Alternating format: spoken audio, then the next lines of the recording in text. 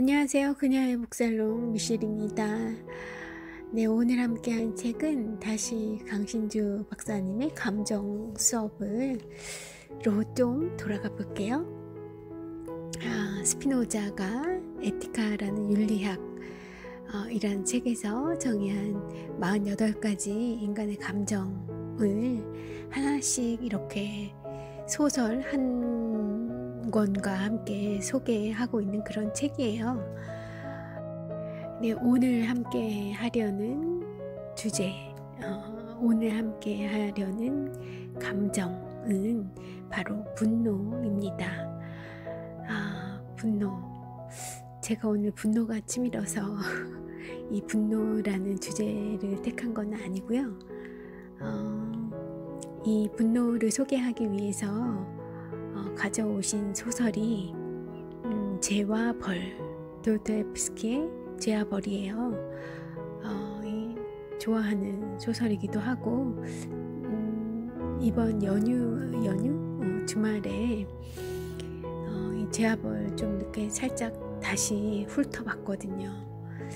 그랬더니 오늘 문득 아무 계획이 없었는데 무슨 책을 읽어드릴까 보다가 이 죄와 벌에서 딱 눈길이 멈추더라고요. 아차, 이거였지. 어쩌면 내가 이거를 찾아서 다시 감정 수업을 골라 들었나 보다. 그런 생각을 하면서 반가운 마음에 급 결정을 하게 되었습니다. 분노라는 감정의 챕터에 붙은 부제목이 있어요. 수치심이 잔인한 행동이 될 때까지. 그러니까 분노가 수치심에서 시작한다는 뉘앙스가 살짝 풍겨지네요. 무슨 내용인지 들어가 보겠습니다. 모든 것이 그 지긋지긋한 가난 때문이다. 라스콜리니코프가 대학을 중퇴한 것도, 5층 집 꼭대기에 있는 조그만 다락방을 빌려 살게 된 것도, 그리고 방세가 밀려 집주인과 마주치는 것조차 두려운 것도, 돈이 모든 가치의 중심이 되는 순간 가난한 자는 인간으로서의 자존감을 유지하기조차 힘들다. 도스토옙스키의 명작 죄와 벌은 가난으로 인해 자존심의 상처를 받은 젊은 영혼의 서글픈 이야기를 러시아 문학 특유의 격정적인 문체로 묘사하고 있다. 도스토옙스키의 대부분의 작품에는 냉혹한 자본주의에 대한 울분이 전제되어 있다. 죄와 벌에서도 마찬가지다. 로자라는 애칭으로 불리는 라스콜리니코프도 돈이 필요한 이웃을 등쳐먹고 그들의 자긍심을 파괴하는 전당포 노파 알로냐 이바노브나에 대한 깊은 분노를 느끼고 그녀를 살해하게 되는 죄를 저지르기 때문이다.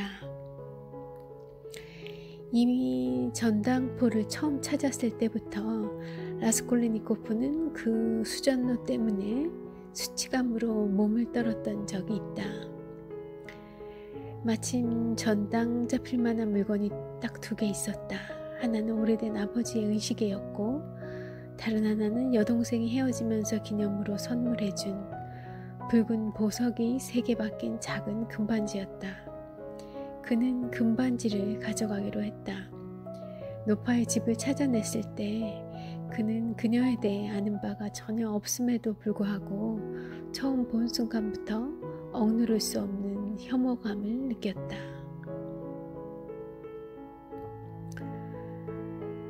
처음 본 순간부터 왜 혐오감이 느껴졌을까요?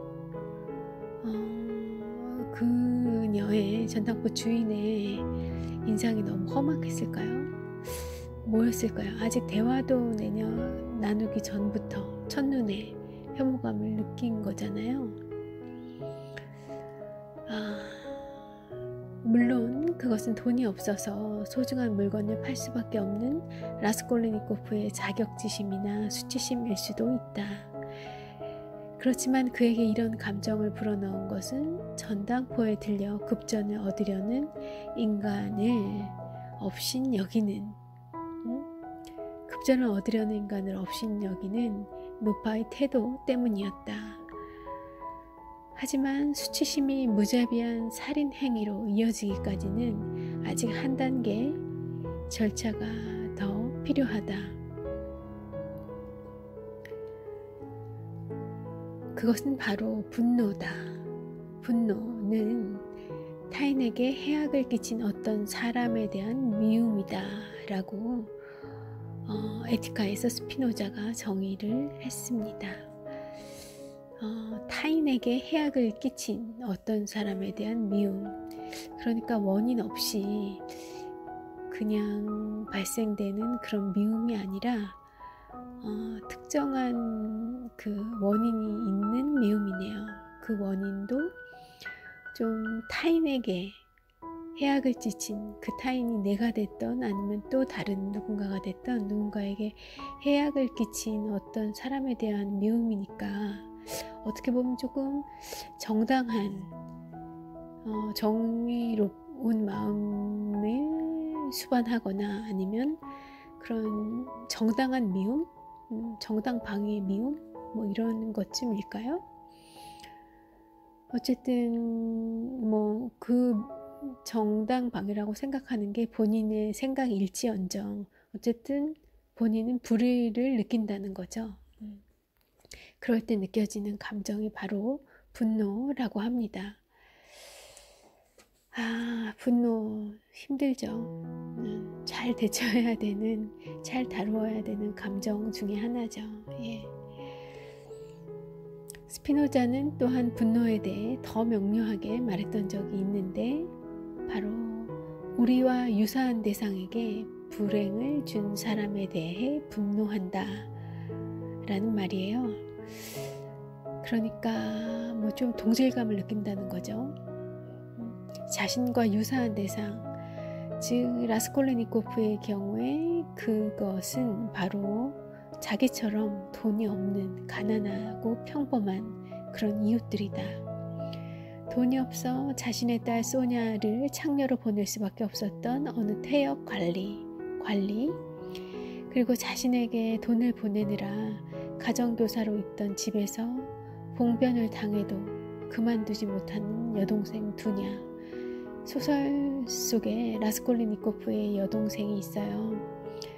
라스콜리니코프는 대학을 다니다가 이제 학비를 이제 어머님이 더 이상 붙여주지 못해서 대학을 중퇴하게 되죠.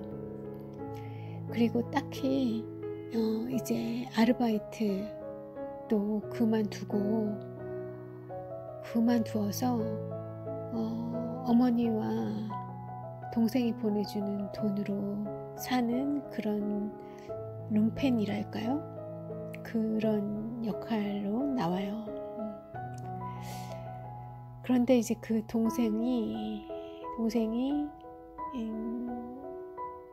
그 돈을 벌어주기 위해서 또 이제 집안에 돈이 없으니까 가정교사로 들어가 있어요.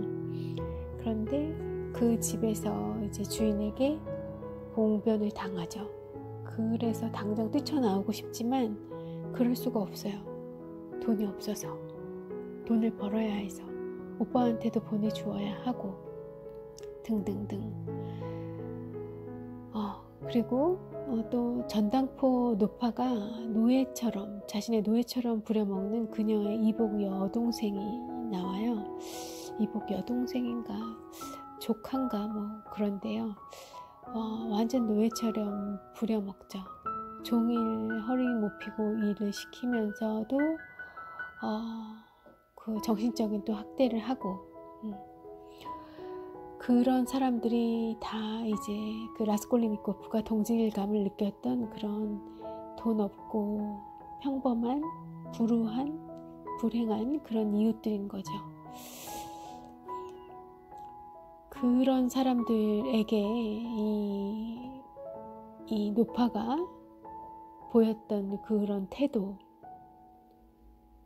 그리고 이 사회 전체에 대한 이 울분이 있는 거죠. 왜 누구는 이렇게 심하게 가난해야 하나?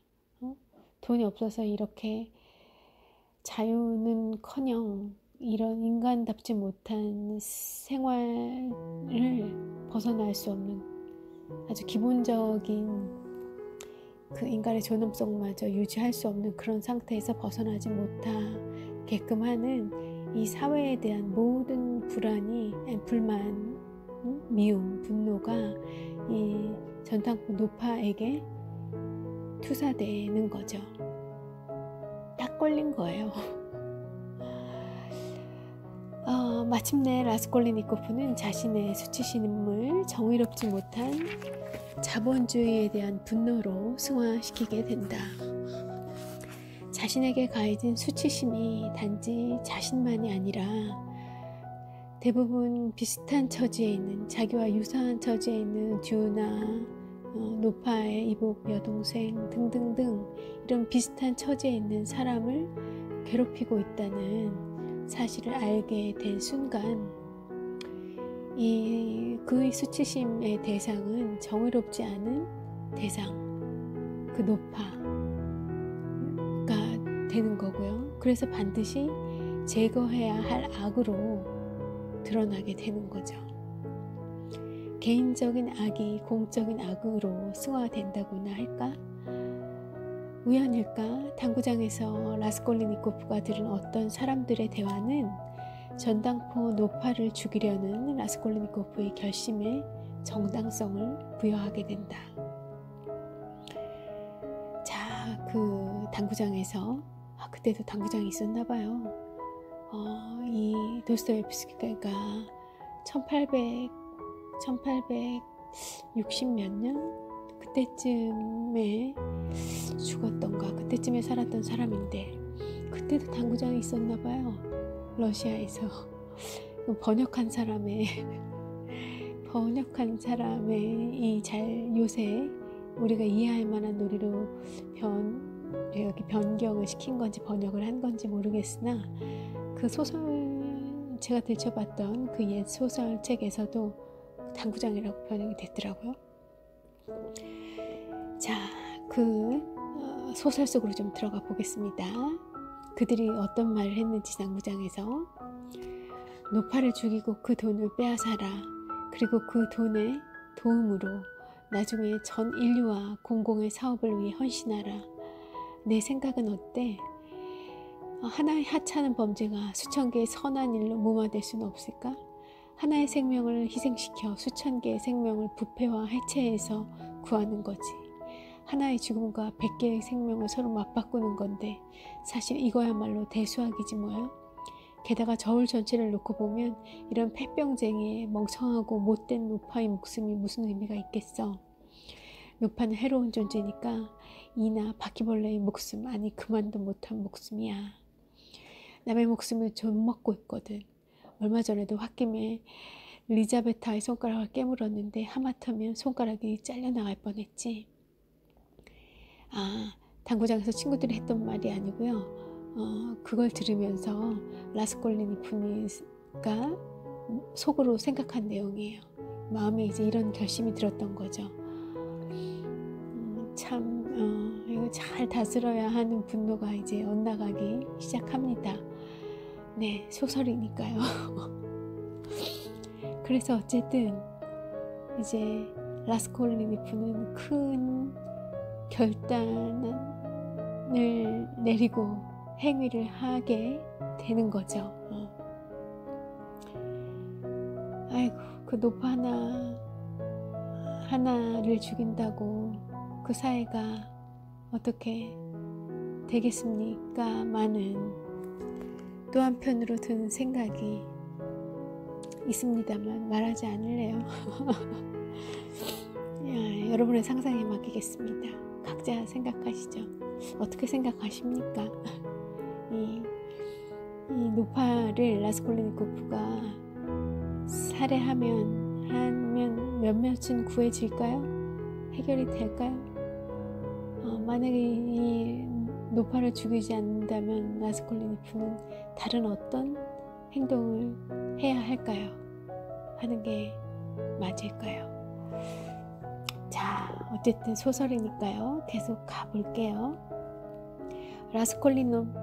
라스콜리니코프의 개인적인 원한을 공적인 분노로 승화시키기에 나름 설득력 있는 논리처럼 들린다.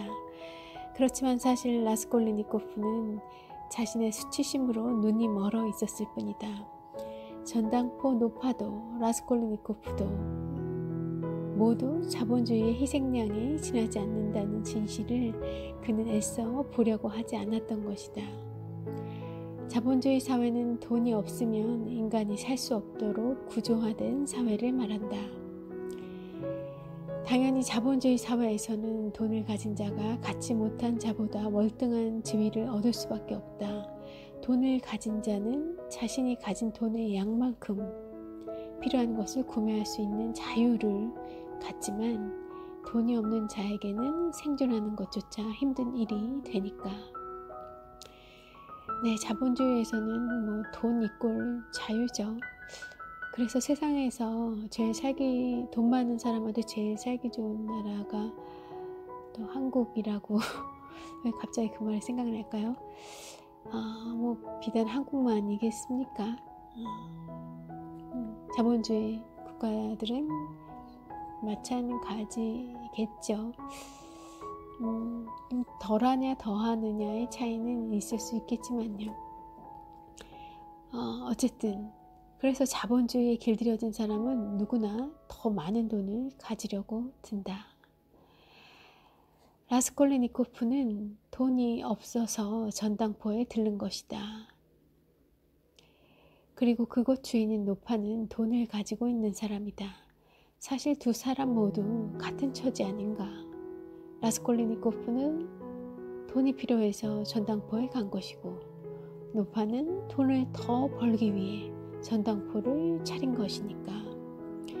그러니까 사실 젊은이와 노파 두 사람 모두 돈이 소중한 것이라는 인식을 공유하고 있었던 셈이다. 소중한 추억이 담긴 금반지를 저당 잡히려고 했을 때 라스콜리니코프는 이미 그것이 얼마의 돈으로 바뀔 수 있을지를 계산하고 있었던 것 아닌가. 어쩌면 전당포 노파가 그 금반지를 대가로 그가 예상했던 것 이상으로 많은 돈을 내주었다면 비극은 일어나지 않았을지도 모른다. 그에게 금반지는 금의 시세 가격에 소중한 추억이라는 주관적 가격이 합쳐진 것이었다.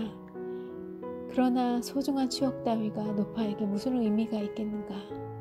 그건 라스콜리니코프 그만의 추억일 뿐. 노파는 아무런 관심도 알리도 없었겠죠. 노파는 단지 금의 시세 가격에만 관심을 가졌을 뿐이다. 모든 전당포 주인이 그러하듯 노파는 시세 가격보다 낮게 가치를 매겨서 돈을 쳐주려고 했을 뿐이다. 비록 헛 물건일지라도 거기에 담긴 소중한 추억이 천금을 주어도 바꿀 수 없는 것이었다면 라스콜리니코프는 금반지를 들고 전당포에 가지는 않았을 것이다. 자본주의 사회에서 소중한 추억이 깃든 물건이 무슨 가치가 있겠는가. 개인에게는 천금의 가치가 있다 하더라도 타인에게는 그저 낡은 중고품에 지나지 않는다. 바로 이 대목이다. 라스콜리니코프가 느낀 모멸감은 사실 전당포 노파로 인해 생긴 것이 아니다. 그가 느낀 수치심의 진정한 원인은 소중한 추억이라는 주관적 가치를 돈으로 환산하는 자신의 무의식적인 자본주의 근성, 그리고 동시에 자신이 부여하는 가치를 탐욕스러운 노파에게 철저히 부정되었다는 자괴감에서 찾아야 하지 않을까? 그렇지만 아직 여리기만 한 그가 수치심의 진정한 원인을 자신에게서 찾아내기란 힘든 일이다. 그러니 라스콜리니코프는 전당포 노파에게 모든 악을 되돌려 버렸던 것이다. 죄와 벌은 자신이 저지른 살인죄를 죄라고 인정하지 않는 어느 청년의 분노를 다루고 있다.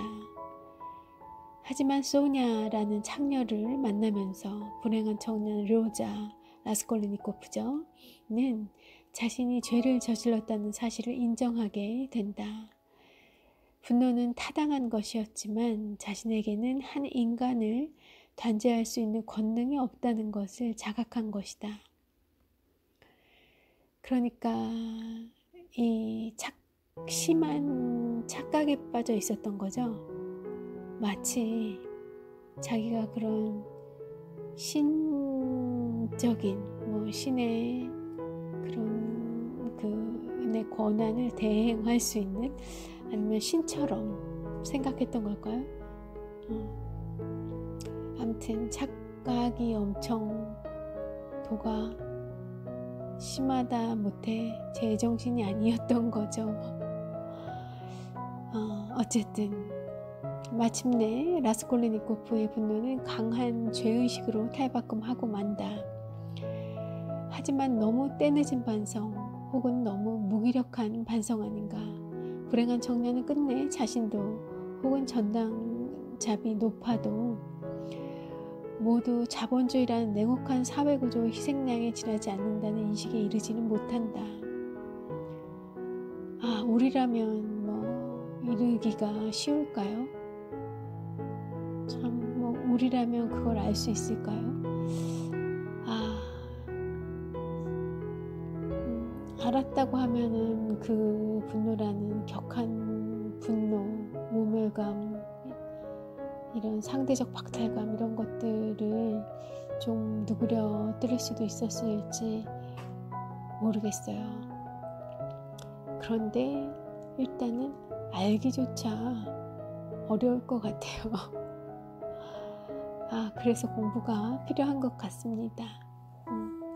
그래도 알면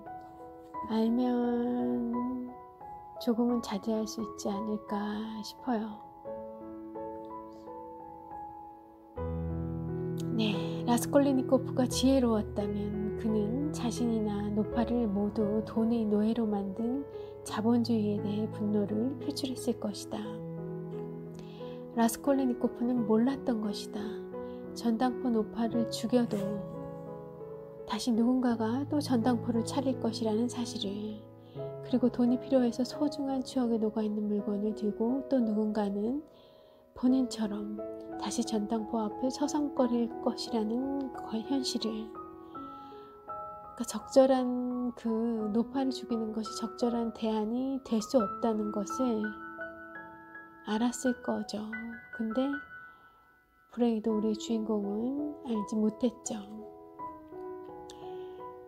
소설이니까요. 제가 안타까워서 오늘 이 말을 몇 번을 하는지 모릅니다. 이게 지금 이 짧은 이야기를 읽어들면서도 그렇지만 실제로 보면 또 이 죄아벌이 영화로 만들어진 그 영화를 보면 어이구 저걸 어쩌나 싶어요. 어쩌면 바로 이 점이 도스토옙스키 문학의 가능성이자 한계일지도 모른다. 체제에 돌려야 할 분노를 인간에게 돌리고는 전전긍긍하는 개인, 그래서 한없이 자본주의의 냉혹함에 무기력해지는 인간, 더 냉정하게 자본주의를 들여다보지 못하고 자본주의에 대한 분노를 전당포 노파에게 혹은 자신에게 돌리는 것, 이것이 바로 라스콜리니코프이자 도스토옙스키의 한계였던 것이다. 이 강신주 박사님의 판단은 이러하시군요. 그러니까 이게 그 시대에 그리고 도스토옙스키의 철학적, 지적 한계였다는 고 이제 얘기를 하시는 거예요. 그럴 수 있을 것 같아요. 그게 그 시대까지는 그 이후에 이제 발견됐던 도스토옙스키 이후에 진화된, 발전된, 그 이후로 이렇게 진전이 있었던 철학적 사유, 성찰, 그런 철학가들을 통해서 이런 생각들이 자본주의에 대해서 샅샅이 파헤치고 그런 것들이 이루어졌기 때문에 그 시대의 도스토옙스키는 그것에까지 못 이뤘겠죠. 그래서 이렇게밖에 이런 스토리로 갈 수밖에 없었을 것 같고요. 이만큼도 굉장히 대단한 거죠. 그리고 설령 그걸 알았다 하더라도 그 나중에 그런 철학적 그 발견, 철학사의 진화가 있은 이후에 만약에 도스토옙스키가 이 소설 죄와벌을 썼다 하더라도 똑같은 구조, 똑같은 결말일 수도 있을 것 같습니다. 지금 꼭 사회혁명을 부르짖는 소설만 소설인 건 아니잖아요. 그리고 또 이런 극적인 결말을 통해서 어떤 더 강한 울림이나 어떤 질문을 우리에게 던질 수 있다고 하면 이게 맞는 것인가? 지금 이 라스콜니코프가 이렇게 하는 게 도대체 맞는 것인가? 얘는 왜 이러는가? 왜 그 순간의 분노로 자기 인생을 저렇게 말아먹나? 이런 질문들, 나라면 어떻게 할 것인가? 이런 많은 질문들을 개인에게 하는 것이 한편의 소설로서는 오히려 더 의미 있을 수도 있을 것 같다는 생각이 들어요. 꼭 어떤 자본주의에 대해서 대항하는 혁명적 운동, 사회혁명 운동 이런 거를 이렇게 막 일으키는, 부추기는 그런 계몽소설을 꼭 써야만 하는 건 아니잖아요. 강 박사님이 제 얘기를 듣고 있으실라나 들으면 뭐라 하실라나 모르겠지만 그 시대의 한계였을 수 있지만 저는 이거 나름대로 정말 훌륭한 소설이라고 생각하고요. 또 많은 평가가 또 저와 같지 않은가 합니다. 이 위대한 소설, 이 예리한 잔인할 만치 예리한 이 영혼의 정수 이런 수식어들이 많이 붙어 있어요. 도스토옙스키의 작품가에 대해서는 항상 이런 수식어들이 따라다닌답니다. 그래서 어쨌든 죄와 벌만큼 19세기 문학이 가진 한계를 이처럼 비극적이고도 분명하게 보여주는 소설도 없을 것이다. 그렇지만 21세기에 살고 있는 우리는 19세기를 넘어서는데 성공한 것일까? 모를 일이다 라고 이 글을 맺고 있습니다. 글쎄요, 21세기에 살고 있는 우리가 19세기 넘어서는데 성공 안 한 것 같아요. 그리고 또 하나 놀라운 사실은 그 시대에도 이미 이 자본주의에 의한 이런 삶이 지금의 삶과 다르지 않다는 거예요. 이거를 자본주의라고 한정 지을 필요가 있나? 그냥 인간의 삶이 꼭 자본주의 이전에는 그러면 안 그랬나? 중세 때는 안 그랬나? 로마 시대 때는 안 그랬나? 합니다. 그런 생각이 드는 요즘입니다.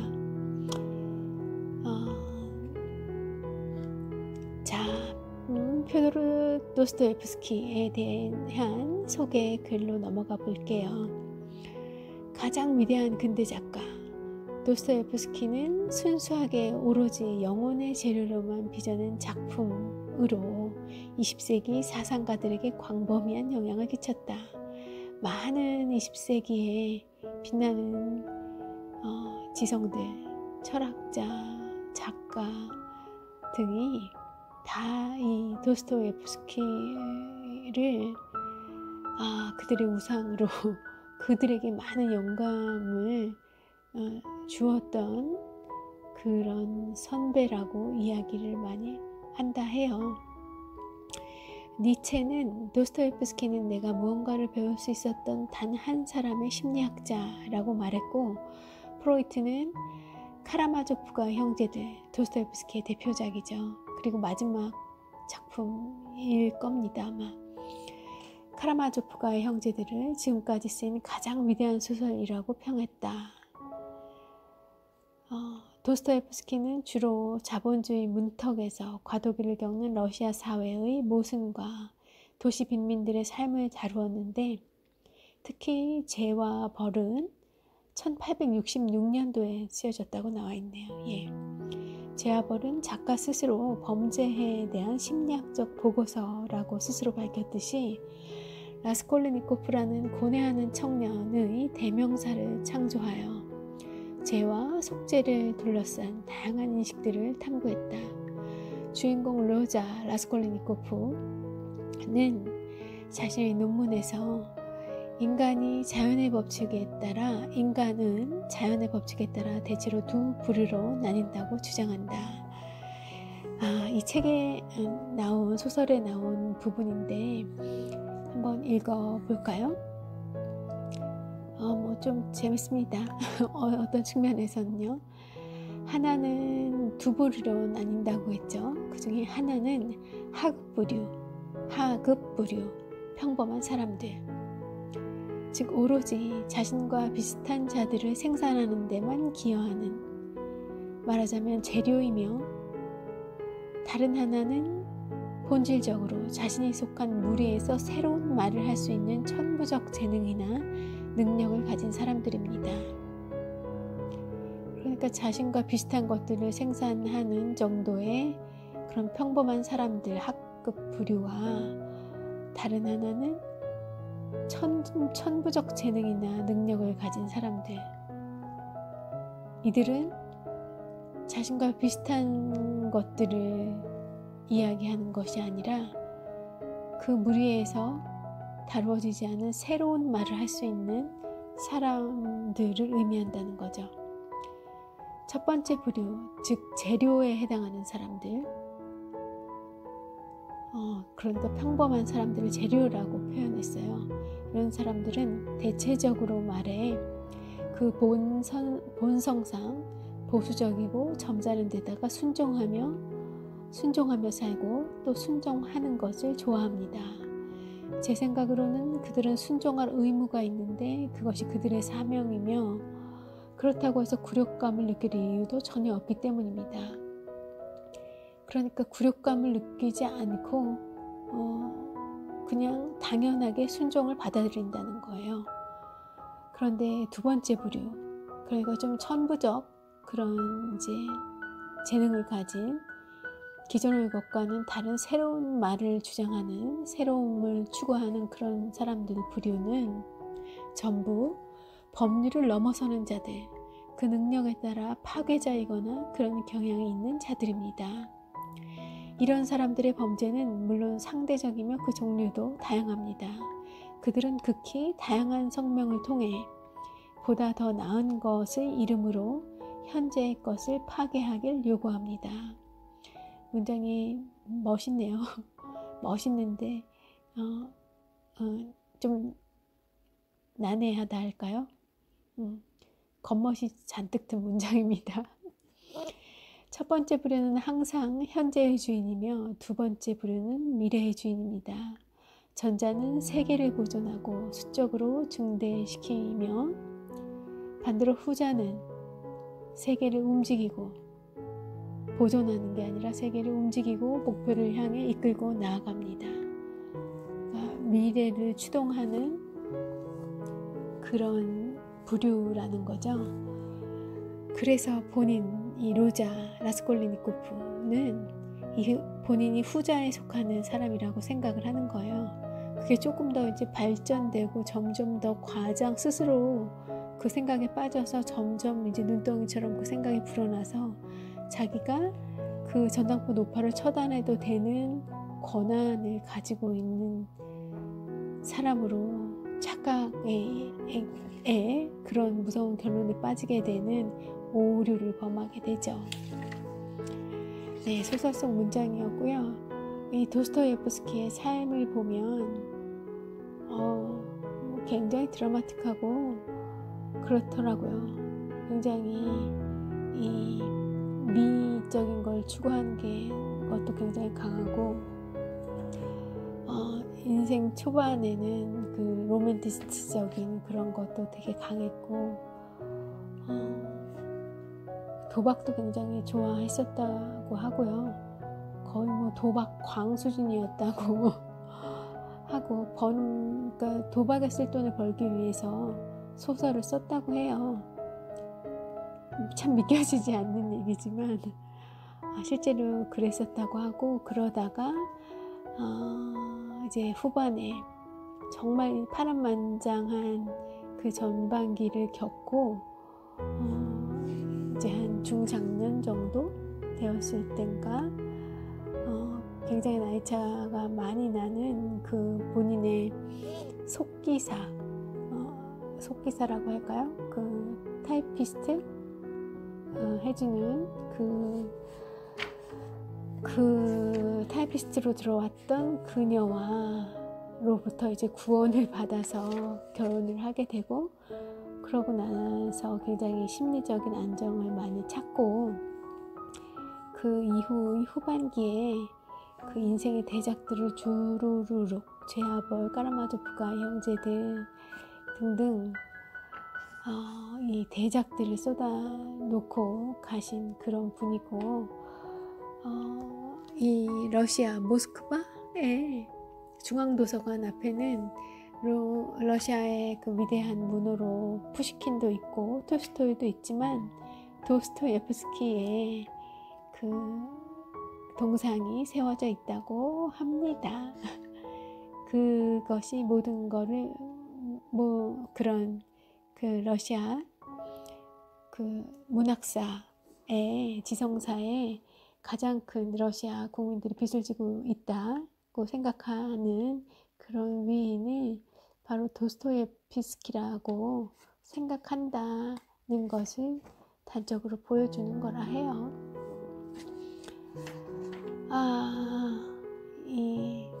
그 인생, 그 도스토옙스키의 인생이 고스란히 죄와 벌에 담겨 있습니다. 제가 오늘 읽었던 이 강신주 박사님의 이 소개글, 이 복수라는 감정을 소개하기 위해서 그거에 딱 그 맞는 그 필요한 부분만 적당히 이야기를 추리신 거예요. 원전을 읽으시면 정말 좋으실 것 같고요. 그리고 이 도스토옙스키의 삶이 그대로 소설화되어 있는 게 죄와 벌이라고 저는 생각합니다. 그의 삶의 스토리를 조금 이렇게 쭉 따라가 보시면, 찾아보시면 저와 같은 생각을 하게 되실 거예요. 조금 더 상황이 매우 이제 극적으로 막 그렇게 반영이 된 것이긴 하지만, 어쨌든 그의 인생의 그 중요한 장면들, 그 중요한 사건들이 고스란히 이 죄와 벌에 담겨 있습니다.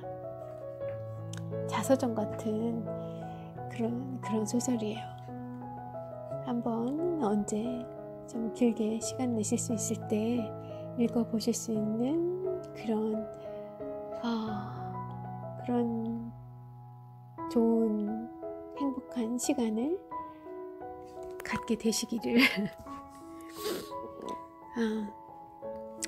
네, 마지막으로 철학자의 어드바이스 들어보겠습니다.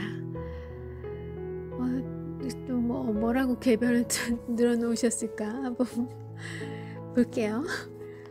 분노는 아무나 가질 수 있는 감정이 아니다. 최소한의 연대의식 혹은 유대감이 있는 사람만이 가질 수 있는 감정이기 때문이다. 홀로 고립되어 있는 사람 혹은 동료와 함께 있지만 스스로 왕따라고 느끼는 사람에게서 분노의 감정을 찾을 수 없는 것도 이런 이유에서다. 어둑한 길을 홀로 걸어갈 때 힘센 불량배를 만나 무릎까지 꿇려지는 봉변을 당했다고 하자. 대부분의 사람들은 그 불량배에 분노하기보다는 단지 수치심만 느낄 것이다. 그렇지만 친구나 애인이 불량배를 만나 그런 분별을 당하고 있는 장면을 맞닥뜨리게 되면 우리는 그 불량배의 만행에 분노를 느끼게 된다. 당연한 일 아닌가. 불량배는 한 명이지만 그 불량배로부터 해악을 당하는 사람은 두 사람이기 때문이다. 물론 한 사람은 직접 해악을 당하고 있고 이 장면을 목격하고 있는 다른 한 사람은 언제든지 그 불량배로부터 해악을 당할 수 있는 사람이다. 다수의 약자를 통제하려면 소수의 강자가 명심해야 할 철칙이 한 가지 있다. 그것은 약자에게 해악을 가할 때 같은 약자가 보는 앞에서 해서는 안 된다는 점이다.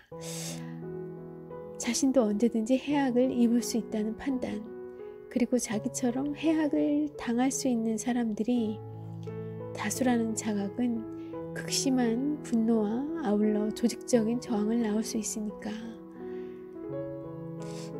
참, 이게 뭐 논리적으로는 지금 이 문장들이 앞뒤가 맞는데요. 이 참 왜 이렇게 거부 반응이 들까요? 그래서 그 나쁜 짓을 하고 싶을 때도 그 상대가 혼자 있는지 여럿이 있는지 이거를 판단하고 나서 편을 먹고 그리고 그 사람이 편이 없다는 걸 알고 괴롭히라는 이야기를 하시려는 걸까요? 좀 이상해. 늘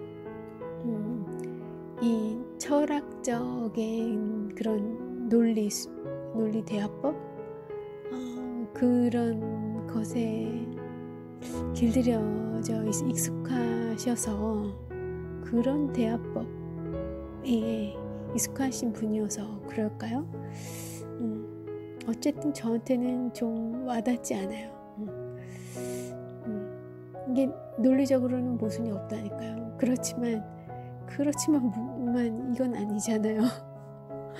그래서일까 권위적인 조직에서는 학생들이나 노동자들의 연대의식과 유대감을 극히 꺼린다.